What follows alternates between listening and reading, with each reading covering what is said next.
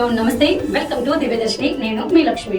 విశాఖపట్నంలో ప్రీ స్కూల్లో చదువుతున్న ఓ చిన్నారి టీచర్ కొట్టిన ఘటన తర్వాత మృతి చెందడం అత్యంత విషాదకరం. ఈ ఘటన ప్రతి తల్లిదండ్రుని కలిచివేస్తుంది. అయితే దీనిని కేవలం ఒక టీచర్ చేసిన తప్పిదంగా మాత్రమే చూసి వదిలేయాల్సిన విషయం కాదు.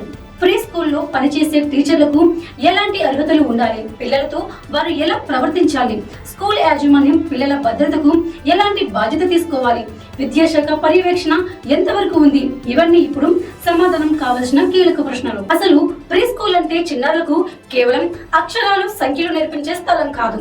పిల్లల వ్యక్తిత్వం, భావోద్వేగాలు, సామాజిక ప్రవర్తన, ఆత్మవిశ్వాసం, ఇతరులపై నమ్మకం అభివృద్ధి చెందే అత్యంత కీలక దశగా ఉంది. అందుకే ప్రీ స్కూల్ టీచర్ కు కేవలం విద్యా బోధన సామర్థ్యం ఉంటే సరిపోదు. పిల్లల మనస్తత్వంపై అవగాహన, అపారమైన ఓర్పు, ప్రేమతో వ్యవహరించే స్వభావం, అత్యవసర పరిస్థితుల్లో స్పందించే సామర్థ్యం, ముఖ్యంగా పిల్లలపై ఎట్టి పరిస్థితుల్లోనూ చేంజ్ చేసుకోకూడదనే స్పష్టమైన అవగాహన తప్పనిసరిగా ఉండాలి. ఒక చిన్నారి స్కూల్ కి వెళ్ళినప్పుడు మొదట నేర్చుకోవాల్సింది భయం కాదు, నమ్మకం. టీచర్ వస్తే భయపడాలి అనే వాతావరణం కాకుండా నాకు ఏ సమస్య వచ్చినా టీచర్ కి చెప్పవచ్చు అనే భద్రతా భావన కలగాలి. పిల్లల ప్రవర్తనలో మార్పులు, భయం, ఏడుపు, ఒంటరిగా ఉండడం వంటి సంకేతాలను టీచర్లు గుర్తించి తల్లిదండ్రులకు తెలియజేసే విధానం కూడా ఉండాలి. ఇక స్కూల్ యాజమాన్యాల బాధ్యత మరింత కీలకం. ప్రీ స్కూల్ నిర్వహించడానికి కేవలం భవనం, క్లాస్ రూమ్లు, బొమ్మలు ఉంటే సరిపోదు. టీచర్లు, విద్యార్థులు, ఈసీసీఈ వంటి బాలల ప్రాథమిక విద్యా శిక్షణ ఉందా? పిల్లలు సంఖ్యకు సరిపడా టీచర్లు, సహాయక సిబ్బంది ఉన్నారా?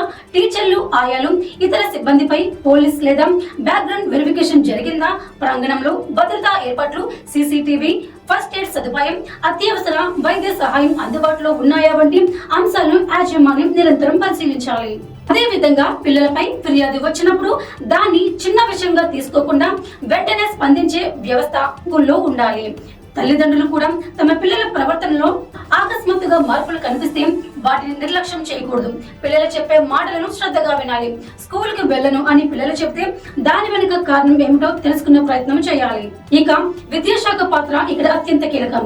ఒకసారి అనుమతి ఇచ్చి స్కూల్లో వదిలివేయడం కాకుండా ప్రీ స్కూల్లో పనిచేస్తున్న సిబ్బంది అర్హతలు, శిక్షణ, పిల్లల సంఖ్య, భద్రతా ప్రమాణాలు, సీసీటీవీలు, ఫస్ట్ ఎయిడ్, ఫిర్యాదుల పరిష్కార విధానం వంటి అంశాలపై క్రమం తప్పకుండా తనిఖీలు నిర్వహించాలి.